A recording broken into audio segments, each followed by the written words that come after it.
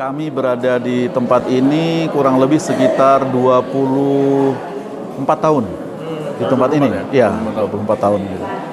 Dengan santri total kurang lebih sekitar 120. Ya, kan. Saat ini 120. Saat ini 120, tapi yang kelas 3 sudah kita berangkatkan.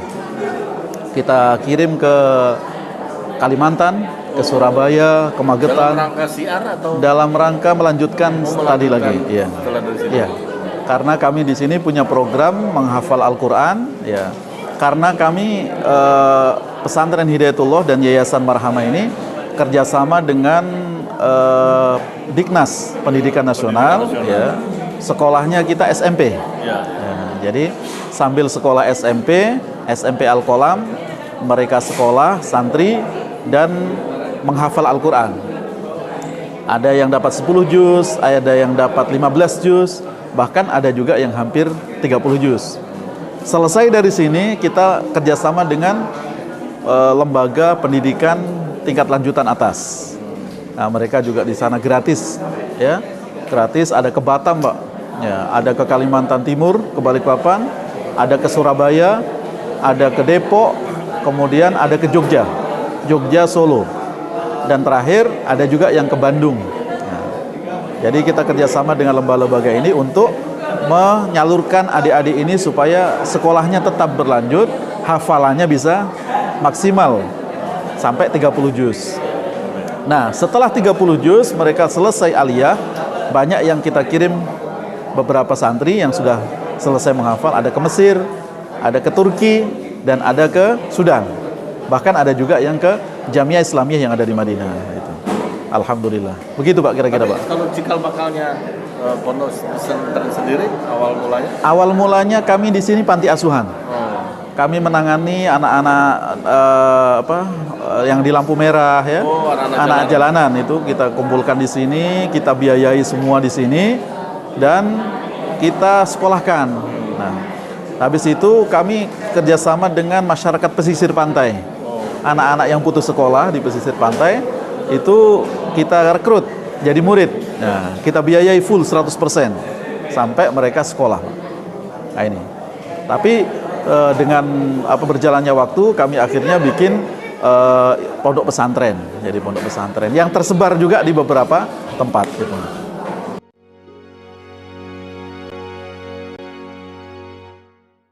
Berada kita menangani anak-anak jalanan, adik-adik santri, itu banyak sukanya daripada dukanya, Pak. Ya. Karena bagi kami duka itu adalah nikmat. Ya. Pernah suatu ketika kami di sini ada sekitar 80 santri, tapi ternyata kehabisan beras. Kehabisan beras untuk makan besok aja nggak ada, Pak. Ya, karena mereka semua gratis. Tiba-tiba ada hamba Allah pagi-pagi sebelum subuh itu nganter beras, Pak. Di gerbang itu ada 4 karung. Pernah juga kita juga dikasih kejutan oleh Allah, tiba-tiba ada mobil truk yang ngangkut beras 2 ton. Sudah mutar-mutar di Pondok Gede kemana itu nggak ketemu pada yayasan yang mau dikasih, dikirim ke sini, Pak. Padahal kami nggak kenal. Subhanallah. Nah, kemudian sukanya kita di sini ya bisa bercengkrama dengan adik-adik santri, ya, dengan kegiatan seperti ini, buka puasa bersama, alhamdulillah ada akikah bersama, ya. Kegiatan-kegiatan yang sifatnya seperti itu bagi kami adalah hiburan, sehingga kami di masa pandemi ini alhamdulillah masih tetap kita eksis, ya, sambil berdoa bermunajat kepada Allah. Sebagian juga ada keluarga orang tua dari adik-adik santri ini yang terpapar juga, Pak. Nah, tapi alhamdulillah dengan kita doa bersama siang dan malam, alhamdulillah mereka kembali pulih dan normal. Gitu. Alhamdulillah kami dan adik-adik santri ini mulai tersebar dari Sabang sampai Merauke. Yang dekat ya Jakarta. Anak-anak pembantu, anak-anak masyarakat sekitar sini. Kemudian ada juga kami dulu sebelum kurang lebih setiap tahun 2000-an itu korban sambas, Pak.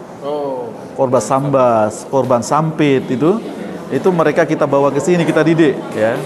Kemudian mu'alaf yang dari Nias, ya, dari Nias. ya. Wah, anak-anak mu'alaf dari Nias itu kami bawa ke sini. Mereka sekolah sampai kita kuliahkan. Nah, jadi kakak-kakak yang ada di sini ini mereka juga awalnya juga santri. Mereka sekarang bisa kuliah di Lipia, bisa kuliah di UNJ, kuliah di PT IKI dan lain sebagainya. Nah, itu kami bersyukur kepada Allah. Termasuk tadi ada santri yang datang dari Ambon. Ya, nah, awal datang ke sini nggak bisa bahasa Indonesia, Pak. Belum bisa bahasa Indonesia lancar. Ya. Apalagi ngaji ya. Itu dia datang memang direkrut atau? Ya, kami sebenarnya sudah punya ini kantong-kantong. Nah, jadi waktu itu ada anggota DPRD sana gitu. Nanti bagaimana dikirim ke sini? Yang penting sampai sini santri itu. 3 tahun kami berangkatkan. Nah, tahun ini ada sekitar 4 santri yang dari Ambon sudah lulus. Nanti melanjutkan pendidikan ke mana? Ke Surabaya. Gitu. Jadi dari Nias ini saya langsung terbang ke Nias, Pak. Hari ini anaknya ditinggal oleh bapaknya, seminggu berikutnya ditinggal ibunya. Jadi saya lihat memang di sana itu apa ya? Kami usulkan juga bahwasanya anak-anak mu'alaf dari daerah-daerah itu memang harus kita selamatkan. Kalau nggak kita siapa lagi, ya?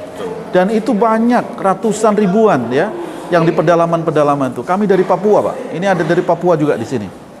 Itu mereka nggak punya bapak, nggak punya ibu. Nah, bahkan waktu tsunami Aceh, kami itu membawa ke sekitar Jabotabek ini sekitar 300 anak. Waktu tsunami Aceh. Kalau tidak dibatasi oleh pemerintah, itu akan banyak kita. Ya, kira-kira seperti itu, Pak. Jadi sampai dari Sabang sampai Merauke.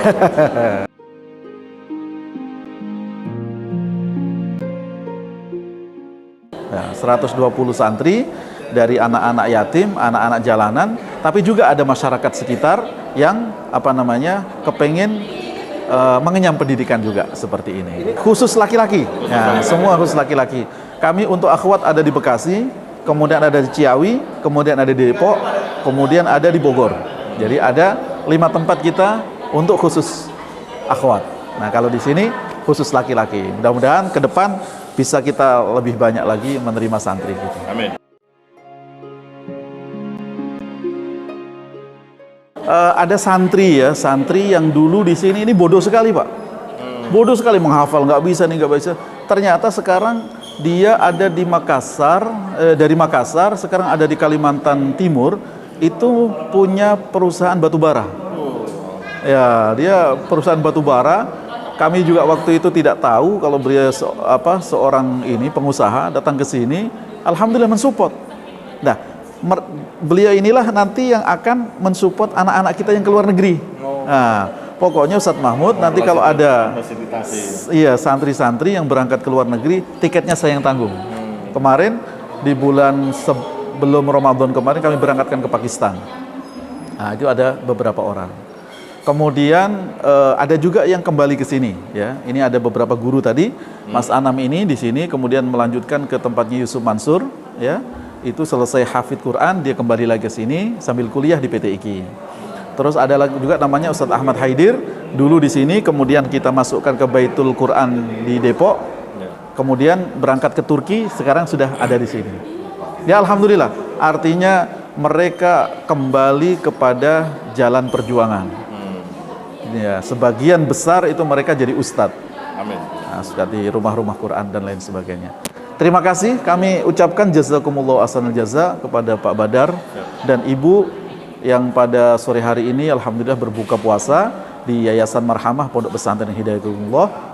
Kami ucapkan jazakumullah ahsanal jaza, mudah-mudahan dibalas kebaikannya oleh Allah Subhanahu wa taala.